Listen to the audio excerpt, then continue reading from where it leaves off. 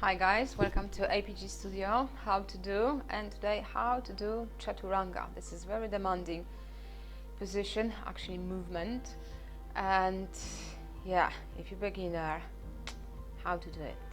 So that's why you're watching this video, to exercise like a pro and get ready to start.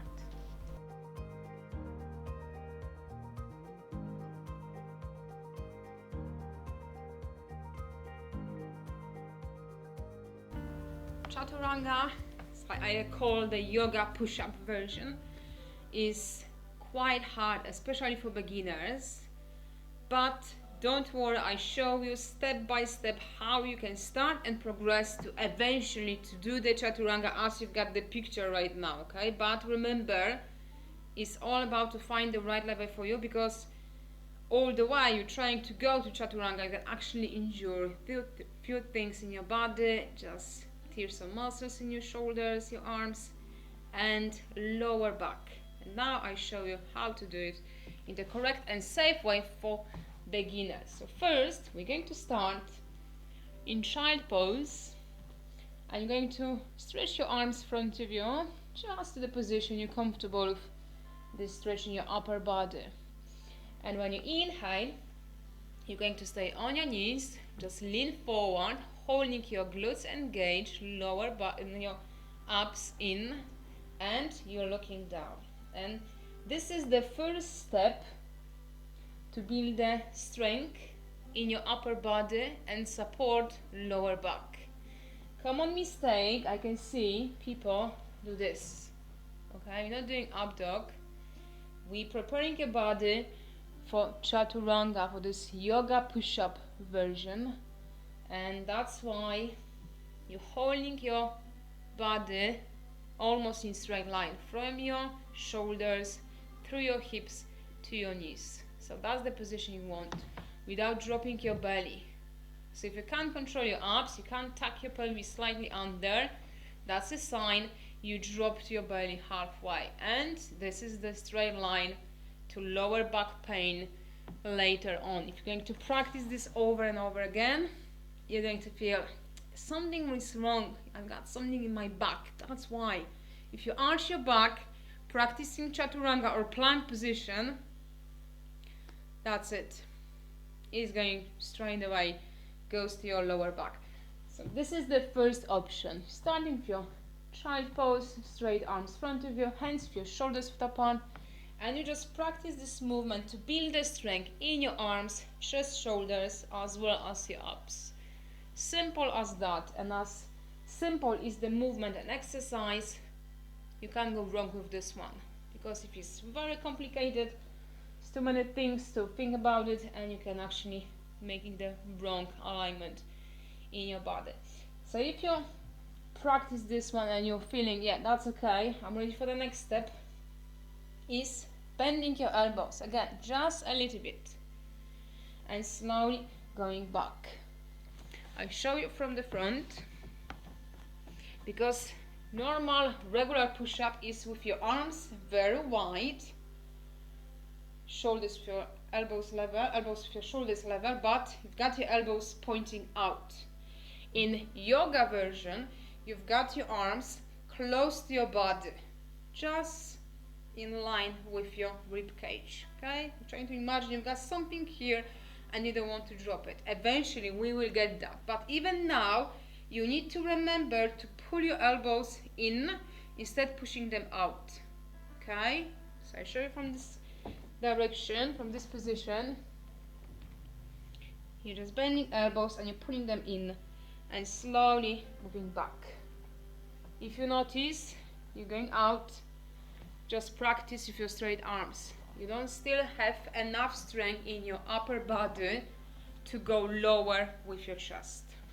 What you can do incorrect in here is doing this. So elbows out, and you're just moving your head and chest, nothing from your core. So what we're trying to do is leaning forward. So it's everything moving together. I'm not doing this stuff. So hard for your arms, but how about your core? you need to make them stronger as well, because later on it's even more work for this area. So be aware, and you're moving forward. So as you're bending elbows, it's not head between your arms, really short movement, is forward and down, up and back. So that's the way we work for the movement. Can you feel it in your arms? So that's the way to work. I'm going to show you next step as well, but remember, it's nothing like jumping very deep water straight away. Is take your time, be patient, and work with your body, because if you start from the position and movement, your body is not ready first, you're going to feel it tomorrow or 2 days after. And also, if you're going to continue the same things, halfway your body is going to compensate somewhere. Usually it's lower back and elbows out. So wrist, elbows, shoulders, could be some problem later on. So that's why it's important you exercise like a pro. You know what to do, you know which muscles, which way you need to work to do it safe way. So that's what is important for me, because I can't see you guys. You can use any video you want from the internet, but at the end of the day, it's your body, okay? It's your body, and it's only one we have. So take care and always make sure you're doing correctly. You know what you're doing. They understand. You understand the movement. So that's for me is the priority for every single video. Talking a lot. Sorry for that, but that's what I can see from my experience. As much as I share my knowledge and explain what it's all about, people doing correct way. So I don't have to go and adjust them. I can do it here, you know, because you are on the other side of my camera. So let's try again. Move in, and the breathing is a key as well to work with your abs the correct way. So inhale is forward. Exhale, you try to pull your abs in through the spine. So this is the way to work, to build the strength in your upper body, core, and protect your lower back. Later on, have just tiny inch bending elbows.